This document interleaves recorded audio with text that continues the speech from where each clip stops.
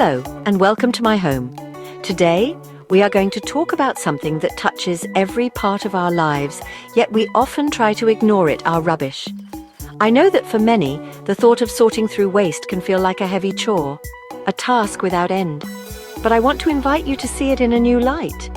What if I told you that this process, this act of mindful separation, is actually a beautiful and powerful way to bring more peace and cleanliness into your home? It is a way to show gratitude for the items that have served us and to care for the world we all share. When we tidy our waste, we are tidying our lives and our planet. This is not about creating a complicated system or adding another stressful task to your busy day. It is about finding a simple, joyful rhythm that works for you and your family.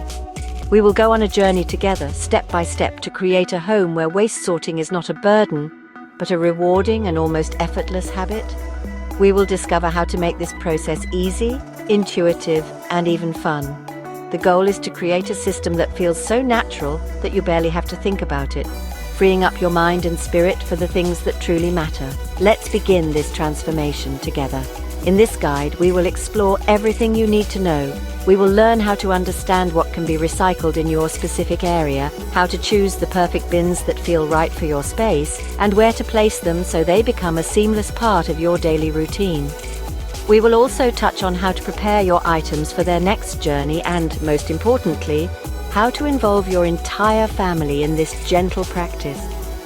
By the end, you will have a clear path to creating a home that is not only tidier, but also kinder to our environment. Are you ready to find the joy in sorting? The first step in our journey is to connect with our community's unique approach to recycling. It is a common misunderstanding to believe that recycling rules are the same everywhere. Each local council, each town, has its own special system, its own way of giving new life to our discarded items.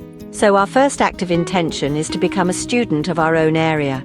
I encourage you to visit your local council's website. Look for a list, a guide that they have prepared for you. This document is a gift. It tells you exactly which items they can welcome and transform. Thank this resource for its clarity and guidance. As you explore this list, you will begin to see a pattern. You will notice the common items that are almost always welcome. The sturdy glass jars that once held jam, the clear plastic bottles that quenched your thirst, the aluminium cans, and the stacks of paper and cardboard that carried messages and goods into your home. Acknowledge these items. They have served their purpose for you, and now they are ready for a new one. But you will also notice items that cannot join this journey from your household bin. Things like soft plastics, batteries, or textiles. It is just as important to recognize what does not belong, so we can honor the system and ensure everything else is recycled properly. This process of understanding is not just about rules, it's about respect. When we place the wrong item in the recycling bin, it can cause problems for the entire system, like a single weed in a beautiful garden. It can contaminate a whole batch of valuable materials, preventing them from being reborn. By taking a few moments to learn the specific needs of our local recycling, we are showing respect for the process, for the people who work in it, and for the materials themselves. Let this knowledge be the foundation upon which we build our joyful sorting practice. Let it bring you confidence and peace of mind. Now that we understand what to sort, let us find the perfect homes for each category of waste. When choosing your bins, the goal is not to find something complex or expensive. The most important thing is that these containers bring a sense of ease and order to your space. You do not need fancy high-tech bins unless they are what truly speaks to you. Simple, practical containers can be just as wonderful. Perhaps it's a set of clean, uniform buckets or sturdy, reusable bags. The right bins are the ones that feel good to use and look harmonious in your home. They should feel like calm, quiet helpers, not clunky intruders. Think about the flow of waste in your home. You will likely need a family of bins, one for general waste, one for mixed recycling, and perhaps another for food scraps or compost, if your family and council support it. Consider their size. The recycling bin might need to be larger than the general waste bin, a happy sign that you're giving more items a second life. The compost caddy can be small and sit neatly on your countertop, Close your eyes and visualize these containers in your space. Do they feel balanced? Do they feel right? Choose materials and colors that blend with your home's energy, creating a sense of calm. Once you have chosen your containers, the most joyful part is giving them a clear purpose. Label them. This simple act is a gesture of kindness to yourself and your family. Use clear, simple words or even pictures, especially if you have little ones. A beautiful label transforms a simple box into a designated home. It says, "This is where paper lives," or "Glass items rest here." This clarity removes confusion and makes the daily act of sorting a smooth, thoughtless motion. Your bins are now more than just containers. They are organized, intentional homes for your waste. The most beautiful sorting system will not be used if it is not convenient. The placement of your bins is crucial. It is about creating a path of least resistance, where tidying your waste becomes a natural extension of your daily activities. Think about where waste is most often created in your home. For most of us, the heart of this activity is the kitchen. This is where we unwrap groceries, prepare meals, and gather after eating. Therefore, your primary set of bins for recycling, compost, and general waste should have a place of honor in or very near the kitchen. Imagine you are chopping vegetables. Where do you naturally turn to dispose of the scraps? The compost caddy should be right there, waiting for you. After you finish a carton of milk, where is the easiest place to rinse it and put it for recycling? The recycling bin should be just a few steps away. Placing your bins within your main work triangle, between the sink, the stove, and the food preparation area, creates an effortless flow. You should not have to walk across the house with a dripping container. The goal is to make the right choice the easiest choice. For the items that accumulate, like flattened cardboard boxes or a week's worth of recycling, it is wise to have a larger secondary station. This can be in a garage, a utility room, or a sheltered spot on a porch. This is the collection point, the waiting room before the items leave your home for their next adventure. This two-step system keeps your main living area uncluttered and serene, while still providing a practical solution for storing larger volumes. It respects both the aesthetics of your home and the practicalities of a busy family life, creating a perfect balance. Before an item can begin its new journey of being recycled, it needs a little care from us. This step, preparing our items, is an act of gratitude. It is our way of saying thank you to the object for serving us well and sending it on its way in the best possible condition. The most important part of this ritual is to empty and rinse containers. Think of a yogurt pot, a milk bottle, or a jam jar. Food residue left inside can contaminate other materials, like paper and cardboard, making them impossible to recycle. It is a small act that has a very big impact. A quick rinse is usually all that is needed. You don't need to scrub them until they sparkle. Just a swirl of leftover dishwater or a quick rinse under the tap is enough to remove the residue. As you do this, take a moment to appreciate the container. This glass jar kept your food fresh. This plastic bottle brought you a refreshing drink. Now you are preparing it for its next purpose. For cardboard boxes, the ritual is to flatten them. This simple action saves an incredible amount of space in your bin and in the collection trucks. It is a way of making the item compact and tidy, ready for travel. Sometimes, items are made of different materials that need to be separated. A bottle might have a plastic lid, or a cardboard package might have a plastic window. If your local guidelines ask for it, take a moment to gently separate these parts.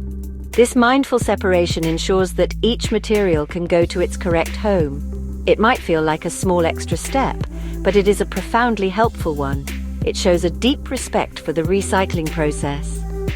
By preparing our items with this level of care, we ensure our efforts are not wasted and we send them off with a final, appreciative touch. A truly tidy home is one where everyone who lives there shares in the process. Making waste sorting a family habit is not about enforcing strict rules, but about gently inviting everyone to participate in this shared responsibility. The journey begins with a conversation. Gather your family and explain the why behind what you are doing. Talk about how sorting helps keep your home clean and calm, and how it helps our planet stay healthy and beautiful. When children understand the purpose, they are much more likely to feel connected to the task and want to help. Make the process feel like a gentle game, not a chore. The clear labels we created earlier are your greatest allies here. For younger children, you can use colors or simple pictures, a drawing of a bottle for plastics, a leaf for compost. You can create a fun sorting challenge or a chart to celebrate your collective efforts. The goal is to build positive associations, praise their efforts, even when they make mistakes. Patience is key. A new habit takes time to take root and grow strong. Celebrate the small victories and approach any mix-ups with kindness and a gentle reminder. Remember to lead by example. When your family sees you sorting with intention and a calm spirit, they will absorb that energy. Let them see that this is not a burden for you, but a quiet, satisfying part of your day. Involve them in all aspects of the process, from rinsing a jar to taking the bins out on collection day. By making it a shared family ritual, you're not just teaching them how to sort rubbish, you're teaching them about respect, responsibility, and the quiet joy that comes from taking care of our home and our world together. To bring an even deeper sense of order and peace to your sorting system, I invite you to create one central waste station. This does not have to be a large or elaborate area. It can be a simple, designated corner in your garage, utility room, or even a tall cupboard. This station is the command center for everything related to your home's waste. It's a place where everything has a home, which brings a wonderful sense of calm. Here, you can store your rolls of extra bin bags, so you always know where to find one when you need it. This station is also the perfect home for those less common items that need special disposal. Do you have old batteries, used light bulbs, or electronics that you're not sure what to do with? Instead of letting them clutter up a drawer, give them a designated box or container within your waste station. Label it clearly for special recycling. This way, they are safely contained and gathered in one place, ready for you to take them to the proper disposal point when you have a few collected. This simple step clears so much mental and physical clutter from the rest of your home. Finally, make this station a place of information. Post a small, beautifully written reminder of your bin collection days. You could also hang a copy of your local council's recycling list here, the one we found in our first step. This turns the station into a helpful resource for the whole family, a gentle anchor for your entire system. By creating this single, organized space, you eliminate last-minute scrambles and the stress of a messy system. Everything is in its place, waiting quietly and patiently, bringing a final layer of tidiness and harmony to your home. We have journeyed together through the simple steps of creating a joyful and effective waste sorting system in our homes. We have learned to understand, to choose, to place, and to prepare. Now, the final and most important step is to begin. I encourage you today to take one small, gentle action. Go and look at your bins. Read the labels on your packaging. Does it spark a new understanding? This evening, perhaps you can have a quiet conversation with your family, sharing one thing you learned and inviting them to join you in making your home a little tidier and kinder this week. Remember that every single action, no matter how small it may seem, contributes to a much larger whole. Every jar you rinse, every box you flatten, every item you place in its correct home is a vote for a cleaner space and a healthier world. These tiny habits, when practiced with intention, ripple outwards. They create a more peaceful environment within your own four walls, and they combine with the efforts of millions of others to care for the beautiful planet that is our ultimate home. Your contribution is powerful. It matters. Thank you for joining me on this journey. I hope you feel inspired and empowered to find the joy in tidying not just your possessions, but your waste as well. Embrace the process, be patient with yourself and your family, and celebrate the sense of calm and purpose it brings. May your home and your heart feel lighter and brighter.